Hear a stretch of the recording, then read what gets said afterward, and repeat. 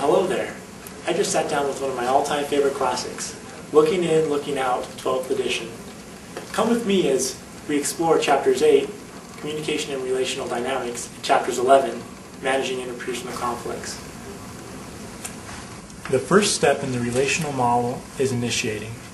This is the initial contact you make with another person to show them that you're interested in maybe getting to know them a little better, and to show them why they might want to get to know you a little better.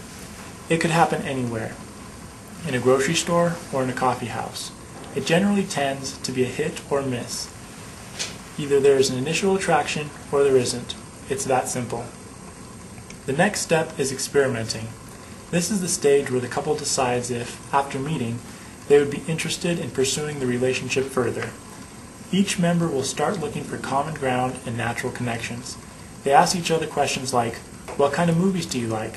And what do you like to do for fun on the weekends? It is all about the small talk. Would we make a good couple? The next step is intensifying. The intensifying stage basically just takes the relationship to the next level. You might start going on dates and finding time to be together. You will start being more open with one another and express feelings more openly. At this stage, the level of attraction for each other becomes more and more clear. Who knows, you may even find yourself sharing a warm bag of popcorn and a cold beverage. The next step is integrating. This is when the relationship strengthens and the couple starts to become a social unit. They start doing everything together. They go places together. People stop inviting one or the other to parties, but instead they invite both of them. The couple will start conforming certain aspects of their personality to suit the other. This is the step where two lives become one. The next step is bonding. During the bonding stage, the couple makes symbolic, public gestures to show the world that their relationship exists. The most common way for a couple to do this is marriage. Bonding is basically saying that you're officially together. The next step and the first step in coming apart phase is differentiating. This is the stage where people, even people in the most committed relationships, start to assert their individual identities. The relationship shifts from being a we relationship 24/7 to being an I relationship part of the time. Each person will start to recognize differences that they may not have noticed before. According to Looking In, Looking Out, the key to successful differentiating is maintaining a commitment to the relationship while creating space for being an individual as well. The next step is circumscribing. In the circumscribing stage, communication within the couple decreases, both in quantity and in quality. Restrictions and restraints characterize this stage.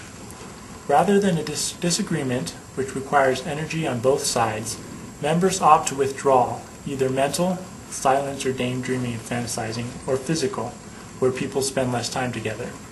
Circumscribing doesn't mean total avoidance. Circumscribing is essentially the opposite of the integrating stage. If circumscribing continues, the relationship enters the stagnating stage.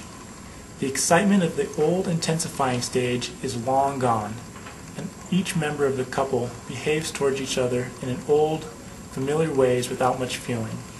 No growth occurs. The relationship is a hollow shell of its former self. Routine will often throw the couple into the stagnating stage. It is at this point that a couple must choose to go back to the experimenting stage.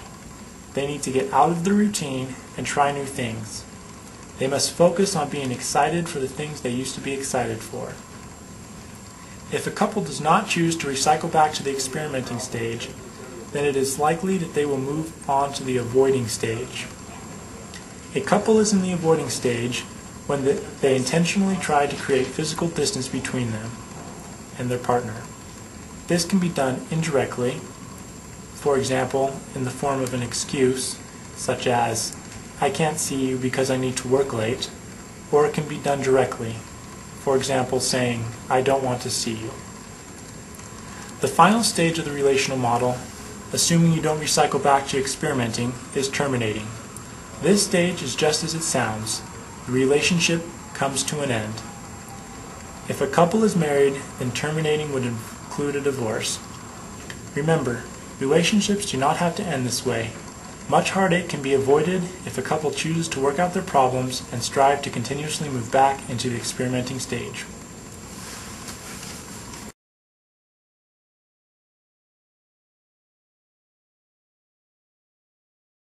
That wraps up the relational model, all the way from initiating to terminating. There is a way, however, to keep it from going to the terminating stage. When you get to stagnating, you need to loop it back around to experimenting. Do things that are new for the relationship. Take your significant other out on a date. Try a new coffee shop. Anything to bring it back to how it used to be, back in the early stages when you were excited to be with each other, and excited to hold each other's hand. Thanks for joining us today, and do well in finals.